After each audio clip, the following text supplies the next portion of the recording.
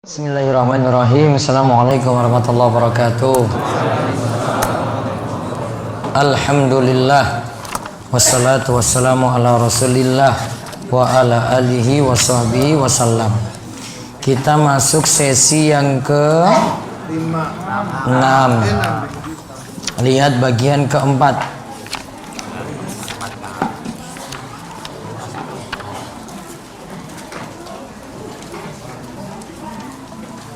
Ayo, bisa dibaca. Allah menciptakan makhluk dengan ilmunya. 18. Allah menciptakan makhluk dengan ilmunya. 19. Dia menentukan takdir atas mereka. 20. Dia juga menentukan ajal mereka. 21. Sesuatu tidaklah samar, baca sangat jelas baginya sebelum dia menciptakan makhluk. Dia juga mengetahui apa yang akan dilakukan oleh makhluk sebelum menciptakan mereka. Lihat, khalaqal khalqa bi ilmihi. Allah menciptakan makhluk dengan ilmunya. Wa qaddara lahum aqdara. Allah menentukan takdir atas mereka.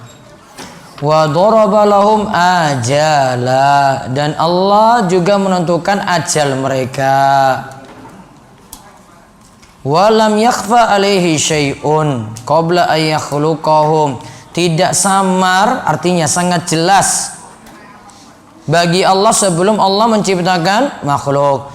Wa alima ma hum amilun qabla ay yakhluqahum. Allah juga mengetahui apa yang akan dilakukan oleh makhluk sebelum menciptakan mereka. Kosakata ajala adalah bentuk jamak atau plural dari kata ajalun, yaitu masa berakhirnya sesuatu. Lihat penjelasan. Sesungguhnya Allah Subhanahu wa taala menciptakan makhluk dalam keadaan mengetahui mereka. Sebagaimana Allah Subhanahu wa taala berfirman dalam surat Al-Mulk ayat 14 yang artinya, apakah Allah yang menciptakan itu tidak mengetahui yang kamu lahirkan atau rahasiakan, dan Dia Maha halus lagi Maha mengetahui apa yang tersembunyi. Allah Subhanahu wa taala mengetahui dengan meliputi segala sesuatu. Sebagaimana Allah Subhanahu wa taala berfirman dalam surat Toha ayat 110 yang artinya Dia mengetahui apa yang ada di hadapan mereka dan apa yang ada di belakang mereka, sedang ilmu mereka tidak dapat meliputi ilmunya. Allah mengetahui apa yang terjadi dan apa yang tidak akan terjadi. Dia juga mengetahui apa yang tidak terjadi seandainya itu terjadi. Taib, lihat, Allah menciptakan makhluk dalam keadaan mengetahui mereka. Ala ya'lamu man khalaqa wa huwal latiful khabir. Apakah Allah yang menciptakan itu tidak mengetahui yang lahir, yaitu yang nampak ataupun yang tersembunyi? Lalu dikatakan wa huwal latiful khabir. Allah itu maha latif. Latif itu mengetahui, khabir juga mengetahui. Namun sifat latif dan khabir itu mengetahui sampai dalam batin, mengetahui secara detail, rinci. Niat-niat kita itu Allah tahu, niatnya mau ngapain, niatnya seperti apa, Allah tahu. Walaupun manusia yang lainnya tidak mengetahui niat yang lain. Ada yang mau tahu itu riya? Oh, nggak bisa dia tahu langsung. Itu perkara dalam batin. Ya, itu perkara dalam batin, dalam hati. Ya'lamu ma baina aydihim wa ma khalfahum wa la yuhituna bihi ilma. Allah mengetahui apa yang ada di hadapan mereka dan apa yang ada di belakang mereka, sedang ilmu mereka tidak dapat meliputi ilmunya. Kalimat sedang ilmu mereka tidak dapat meliputi ilmu Allah, artinya kita tidak tahu semua apa yang Allah ketahui. Cuma sebatas apa yang Allah kabarkan saja. Takdir kita tahu nggak? Tahu atau tidak? Tidak. Allah tidak kabarkan itu. Nah, lalu Allah mengetahui, lihat ya. Allah mengetahui satu, apa yang terjadi. Ya kan? Allah mengetahui apa yang terjadi, makana. Kemudian yang kedua, apa yang tidak akan terjadi. Apa yang terjadi di sini maksudnya apa yang telah terjadi. Terus wa ma yakunu, apa yang akan terjadi. Oh, ini ada yang lupa di sini. Ada 3, ada 4 ya. Lihat ya, Allah mengetahui sifat ilmu Allah. Allah mengetahui apa yang terjadi, berarti apa yang telah terjadi satu. Terus yang kedua, apa yang akan terjadi, itu tidak diterjemahkan di situ. Apa yang akan terjadi, 2. Terus yang ketiga, apa yang tidak akan terjadi, makana wa ma yakunu wa ma lam yakun. Terus yang keempat, Allah juga mengetahui apa yang tidak terjadi seandainya itu terjadi. Berarti 4 ya. Apa tadi? Allah mengetahui apa yang terjadi. Wa ma yakunu, apa yang akan terjadi yang kedua. Terus yang ketiga, wa ma lam yakun, apa yang tidak terjadi. Yang keempat, apa yang tidak terjadi seandainya itu terjadi. Terjadinya nanti gimana? Misalnya jomblo, kejar jodoh, saya dapat si A ini teman SMP saya dulu. Dia nunggu sampai 6 tahun SMP SMA. Terus habis SMA dia mau lamar ini misalnya. Ternyata nggak jadi. Disalib. Teman satu kelas. Emosi tuh kamu dah? Belum. Wah, emosi banget itu. Ini kurang ajar, saya dilancangi. Wah. Seandainya itu pun jadi dengan kamu gitu ya. Sekarang kan nggak jadi kan? Allah tahu nggak? Seandainya dengan jodoh ini bagaimana? Tahu nggak? Tahu. Ya, Allah tahu itu. Seandainya kamu jodoh dengan dia, terjadinya kayak bagaimana? Ya, Allah tahu, dan Allah tahu mana yang terbaik untuk kamu. Oh, mungkin nggak jadi. Gitu. Jadi jangan putus asa. Cuma satu perempuan aja kamu mau bunuh diri gitu. Laki-laki apa? Mental kerupuk. Cuma satu perempuan aja diincar terus, nggak dapat, stres, kayak nggak ada yang lain aja, iya kan? Jomblo,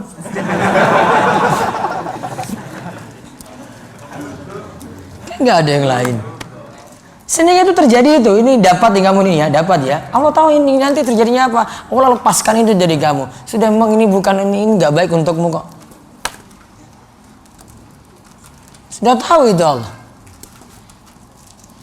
Nah, itu sifat ilmu Allah kayak gitu. Apa yang telah terjadi sudah Allah ketahui, apa yang akan terjadi sudah Allah ketahui, apa yang tidak terjadi sudah Allah ketahui. Apa yang seandainya itu terjadi, jadinya bagaimana? Sudah Allah ketahui. Itu sifat ilmu Allah. Terus Allah berfirman. Allah Subhanahu wa taala berfirman dalam surat Saba ayat 3, yang artinya tidak ada tersembunyi darinya sebesar zarahnya pun yang ada di langit dan yang ada di bumi, dan tidak ada pula yang lebih kecil dari itu dan yang lebih besar melainkan tersebut dalam kitab yang nyata, Lauh Mahfuz. Nah, lihat manusia, ya ini kita membandingkan dengan ilmu Allah ya. Bandingkan dulu dari manusia yang lemah. Manusia cuma ketahui seseorang dari lahiriah, ya kan? Cuma ketahui seseorang dari lahiriah. Balik ke jomblo tadi, nggak apa-apa. Pagi ini jomblo dulu, tak sikat dulu ini. Kamu milih perempuan, tahu batinnya nggak? Tahu nggak? Nggak, itu nggak tahu. Cuma lihat apanya? Lihat apa? Lahiriah, fisik kan? Lihat pakai apa? Mata. Iya kan? Batinnya tahu nggak? Batinnya. Urusan batin apa contohnya batinnya? Sombong, ria. Itu kan batin kan? Tahu nggak kayak gini? Enggak. Maka dengan alasan inilah sebagian ulama menilai kenapa sampai istrinya Nuh dan istrinya Lot itu dalam keadaan kafir. Suaminya Nabi. Mungkin jenengan mau protes nih, kok Nabi Nuh sama Nabi Lut kok nggak mikir ya milih perempuannya itu ya? Oh, ya kan pasti mikir, masa nggak bener milih perempuannya?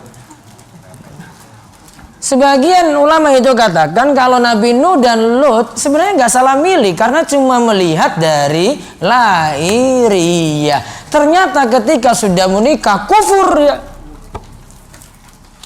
Siapa yang mau ini coba mengelak dari itu? Nggak bisa. Karena kemampuan manusia cuma dari lahiriah saja. Kalau Allah tahu detail, wala asghara min zalika wala akbar illa fi kitabim mubin. Yang kecil Allah tahu, yang besar juga Allah tahu. Detail itu berarti sudah Allah ketahui. Terus maka tidak ada satupun yang samar bagi Allah. Ilmunya meliputi segala sesuatu dan rincian-rinciannya. Maka tidak ada satupun yang samar bagi Allah. Detail Allah tahu. Ilmunya meliputi segala sesuatu dan rincian-rinciannya. Lalu, sebagaimana Allah Subhanahu wa taala berfirman. Nah, atasnya dulu Allah Subhanahu wa taala juga menciptakan segala sesuatu dengan takdir atau ketentuannya. Allah menciptakan segala sesuatu dengan takdir atau ketentuannya. Sebagaimana Allah berfirman dalam surat Al-Qamar ayat 49 yang artinya sesungguhnya kami menciptakan segala sesuatu dengan takdir. Inna kulla syai'in khalaqnahu biqadar. Sesungguhnya kami menciptakan segala sesuatu dengan takdir, punya ketetapan sendiri. Terus sebagaimana juga Allah berfirman dalam surat Al-Furqan ayat 2 yang artinya dan Allah telah menciptakan segala sesuatu dan Dia menetapkan atau menakdirkan ukuran-ukurannya dengan serapi-rapinya. Wa khalaqa kulla syai'in faqaddarahu taqdira. Dan Allah telah menciptakan segala sesuatu dan Allah menetapkan menakdirkan ukurannya serapi-rapinya. Terus kebaikan dan kejelekan juga termasuk takdir Allah. Segala sesuatu adalah makhluk dengan takdirnya. Maka dalam perkataan beliau ini terdapat bantahan terhadap orang yang mengatakan bahwa kejelekan bukanlah makhluk atau ciptaan Allah. Nah, kebaikan dan kejelekan juga termasuk takdir Allah. Nah, sekarang perhatikan, singgung tentang takdir. Orang yang beriman kepada takdir harus beriman pada 4 hal. Al-ilmu, al-kitabatu, al-masyiatu, al-khalqu. Orang yang beriman kepada takdir harus beriman kepada 4 hal. Al-ilmu, al-kitabatu, al-masyiatu, al-khalqu. Pertama, al-ilmu. Kedua, al-kitabatu, kitabah. Yang ketiga al-masyiah. Yang keempat al-khalqu. Al-ilmu artinya Allah Maha mengetahui. Mengetahuinya dalam berapa hal tadi? 4 ya. Apa yang telah terjadi, apa yang akan terjadi, apa yang tidak terjadi, apa yang seandainya terjadi. Terus yang kedua apa? Al-kitabatu. Setiap takdir Allah catat. Kitabah artinya mencatat. Setiap takdir Allah itu catat. Allah yang Maha mengetahui saja masih mencatat takdirnya. Rafiatil aqlam wa jaffatis suhub. Dalilnya ada kitabah tadi. Allah itu takdirnya, takdir Allah itu diangkat. Pena itu telah diangkat. Rufiatil aqlam, pena diangkat. Lembar catatan sudah kering, berarti takdir sudah ditulis. Ya, takdir kita sudah ditulis. Allah yang Maha mengetahui saja mencatat. Apalagi seharusnya manusia yang ilmunya kurang, banyak lupa, banyak ngantuk, banyak nggak konsen. Iya kan? Harusnya lebih apa lagi? Lebih mencatat. Paham ini? Yang kedua apa tadi? Kitabah. Pak Yoyo.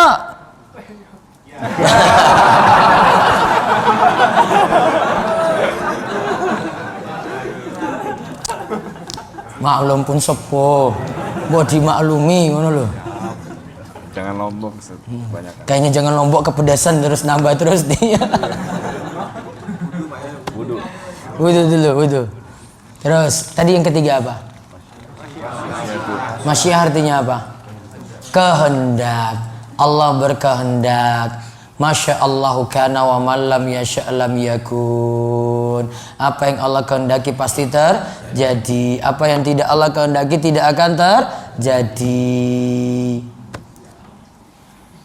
Allah kehendaki A, ya itu terjadi. Tidak Allah kehendaki tidak akan terjadi. Walaupun kita punya usaha untuk itu.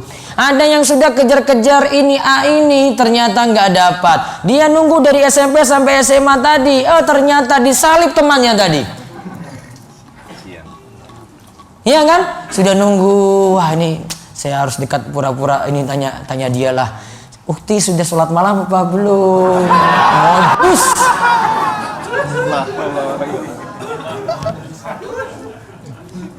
Maka sering di MPD itu tanya kayak gitu, Ustadz, ini ikhwan ini tanya-tanya saya terus kayak begini Ustadz. Dia sepertinya ada di masjid ini. Kalimat terakhirnya itu, sudah ngaji masih garap perempuan terus itu. Sok perhatian. Ibunya adik perempuannya saya nggak pernah dibangunin ngurus perempuan lain yang nggak ada apa-apanya. Jadian saja belum. Iya kan? Sudah nunggu dia itu, nunggu dari mana tadi? SMP, SMA, kuliah. Berapa tahun berarti? 10 tahun coba dia nunggu. Ternyata setelah lulus wisuda diambil orang. Wah, nangis tenan itu. Wah, teman satu bangku kuliah lagi. Aduh, sakitnya itu di mana? Aduh, nasibmu. Apa yang Allah kehendaki terjadi. Kamu mau usaha bagaimanapun, kalau Allah nggak kehendaki ya nggak akan dapat. Maka kalau suka sama seseorang jangan suka-suka banget, nggak dapat nangis. Kalau benci pada seorang jangan benci-benci banget. Satu kelas yang paling dia benci perempuan ini, ternyata jadi jodoh. Nah, coba tahu rasa sendiri kan? Ada kan kayak gitu kan? Wadah. Allah yang bolak-balikan hatimu loh. Kamu paling benci banget sama si perempuan ini, ternyata jadi jodoh juga. Teman satu kelas lagi. Kenapa kalau kuliah tuh satu kelas terus ya? Kenapa ya? Ya, kenapa? Ya seringnya ketemu ya. Kadang dengan teman kuliah saya sendiri saya nggak paham kalau itu istrinya, ternyata satu kelas. Perasaan itu pernah kan satu kelas dengan kita kan? Iya, itu teman satu kelas kita. Kok bisa kamu dapat gitu loh? Nanti dia bantah saya lagi. Iya, kok kamu bisa dapat juga di Gunung Kidul gitu loh. Jauh-jauh dari Lampung. Dia balas lagi nanti. Lebih parah lagi kan. Satu kelas bukan. KKN.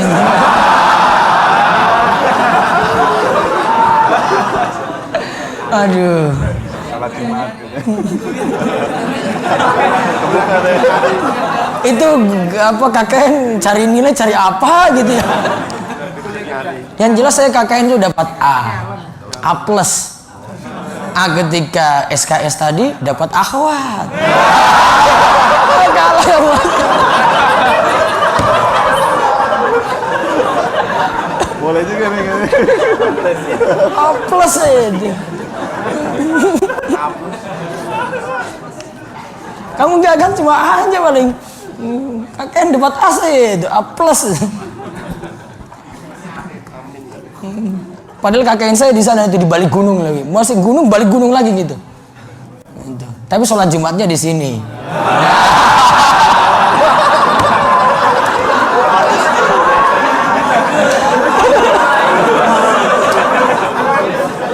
Ngajinya di sini enggak ngajinya. Sholat Jumatnya di sini. Gimana lagi? Di sana nggak ada sholat Jumat. Masa saya pertama kali datang di Gunung Kidul hari Jumat, masuk masjid, ya Allah nggak ada Jumatan di sini. Ini apa-apaan, saya nggak sholat Jumat ini. Pindah lagi ke utara, ya Allah orang tidur-tidur di musola. Ya jelas masjidnya nggak dipakai Jumatan. Ke utara lagi, mampirlah di masjid ini.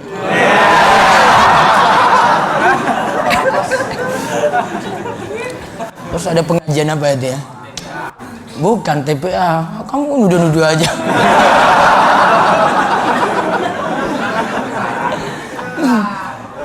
Jadi ada pengajian warga itu apa Isra Mi'raj apa itu, saya diundang, anak kakek kan diundang datang. Terus saya ngomong sama bapak-bapak itu ternyata yang jadi mertua saya besoknya.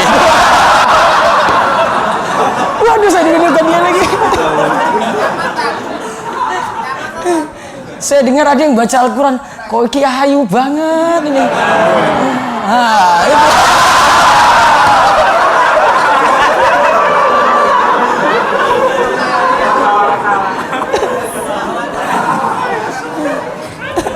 Itu ceritanya. Itu aplas makanya tadi. Takdirnya gimana lagi coba?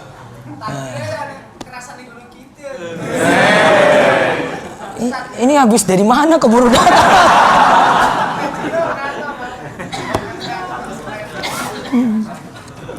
Ternyata yang saya ngomong dengan dia, jadi mertua tanya-tanya gitu, dekat. Ya Allah, jadi mertua saya. Itu nggak ada ini. Gitu ceritanya.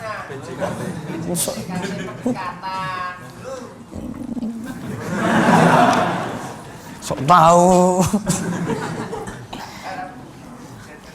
Sudah ketiga tadi ya. Keempat apa tadi? Al-Khalqu berarti mencipta.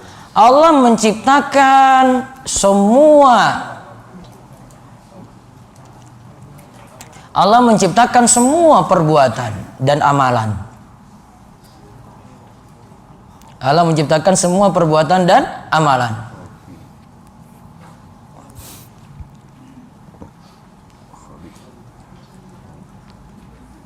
Tadi yang disebut tadi ya, yang baik dan buruk itu sudah diciptakan itu. Dengan maksud gini, manusia masih tetap punya ikhtiar, ya, manusia tetap masih punya ikhtiar. Apa ikhtiar? Usaha. Namun Allah sudah tahu. Jadi kalau mau pahamkan itu, kita kalau mau jelaskan, Allah sudah tahu tentang itu. Manusia berbuat nggak? Berbuat.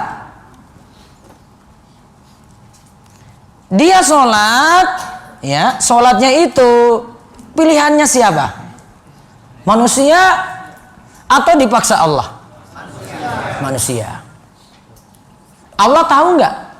Nah itu. Allah paksa nggak? Nggak, itu pilihan dia kok. Sama seperti dia bermaksiat.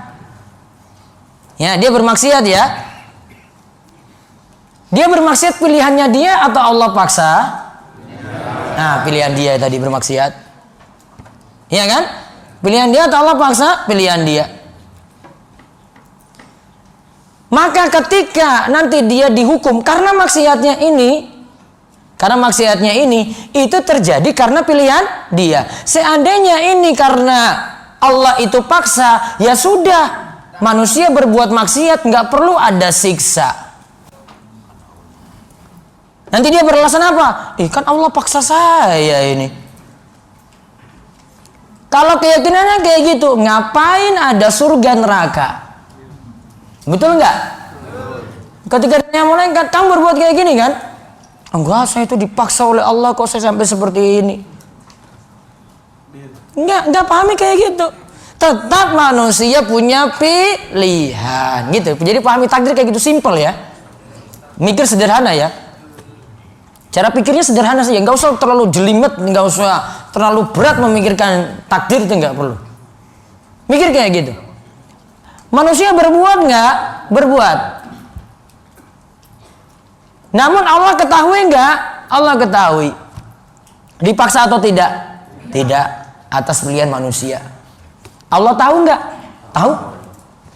Allah sudah tahu 50.000 tahun sebelum penciptaan langit dan bumi. Namun dia berbuat maksiat, dia lakukan bid'ah, lakukan kekufuran karena pilihannya sendiri. Paham itu ya? Karena konsekuensinya ada ini. Kalau dia katakan ini saya dipaksa untuk takdir ini, ya sudah, ngapain ada dosa? Ya kan? Ngapain ada laknat? Ngapain dapat hukuman? Ngapain masuk neraka? Karena semuanya serba paksaan Allah. Jadi berpikir takdir gitu simpel, sederhana. Paham ya? Sekarang ulang tadi. Berapa rukun beriman pada takdir? 4. 1. Al-ilmu. Apa? Mengetahui. Allah tahu apa yang telah terjadi, apa yang akan terjadi, apa yang tidak terjadi, dan seandainya terjadi. Yang 2 apa? Alkitabah. Catat. Apa artinya? Allah sudah mencatat takdir tadi. Rufiatil aklam wa jaffatis suhuf. Pena telah diangkat, catatan sudah kering. Yang ketiga apa? Al-masyiah. Apa yang Allah kehendaki pasti terjadi, apa yang tidak akan terjadi, apa yang tidak Allah kehendaki tidak akan terjadi. Terus yang keempat, al-khalqu. Allah menciptakan semua perbuatan hamba. Maka tadi dikatakan, maka dalam perkataan beliau ini terdapat bantahan terhadap orang yang mengatakan bahwa kejelekan bukanlah makhluk ciptaan Allah. Kejelekan itu makhluk, Allah ciptakan. Maksudnya Allah ciptakan apa? Allah takdirkan. Maksudnya Allah takdirkan apa? Allah ketahui. Nanti berpikir sederhananya, Allah ketahui. Karena kalau kita pakai masalah menciptakan, seolah-olah dipaksa kan? Allah ketahui. Namun manusia punya pilihan nggak? Manusia punya pilihan. Maka berkaitan di situ. Manusia tetap punya pilihan. Ikhtiar, berbuat, beramal gitu. Maka ketika para sahabat tahu tentang takdir kayak gini, ya Rasulullah, kami ini dipaksa dengan takdir kami. Atau kami ini tidak usah beramal saja karena sudah ada takdir kan? Kemudian Nabi SAW katakan, enggak. I'malu, tetap kamu itu beramal. Wa kullu muyasssarin lima khuliqalah. Setiap yang ditakdirkan tadi akan dimudahkan oleh Allah. Ya, takdir itu akan dimudahkan oleh Allah. Terus Allah Subhanahu wa taala juga telah menetapkan ajal bagi makhluknya dan tidak ada yang dapat melampauinya. Allah Subhanahu wa taala berfirman dalam surat Al-A'raf ayat 34 yang artinya, maka apabila telah datang waktunya mereka tidak dapat mengundurkannya barang sesaat pun dan tidak dapat pula memajukannya. Maka tidak mungkin seorang pun mampu memajukan ajalnya yang telah Allah tetapkan atau memundurkannya barang sedikit pun. Demikianlah Allah Subhanahu wa taala senantiasa mengetahui segala sesuatu sebelum menciptakan makhluknya. Dia juga telah mengetahui sebelum menciptakan makhluknya manakah orang yang nanti berbahagia dan yang sengsara, dan manakah orang yang soleh dan jahat. Allah juga telah mengetahui apa yang terjadi pada mereka pada hari ini dan dalam keadaan seperti ini. Tidak ada suatu pun yang samar bagi Allah pada makhluknya. Kesimpulan, Allah telah menciptakan makhluk dengan ilmunya dan telah menetapkan pada segala sesuatu dengan ketentuannya. Tidak ada sesuatu pun yang samar baginya terhadap apa yang ada pada makhluknya, termasuk juga amal mereka. Ini semua diketahui sebelum menciptakan mereka. Taib. Lihat, fa idza jaa ajaluhum la yastakhiruna sa'ata wa la yastaqdimun. Jika datang ajal mereka itu tidak diundur dan tidak dapat dimajukan. Terus kesimpulannya pembahasan ini, Allah telah menciptakan makhluk dengan ilmunya. Artinya Allah ketahui itu. Dan telah menetapkan pada segala sesuatu dengan ketentuannya.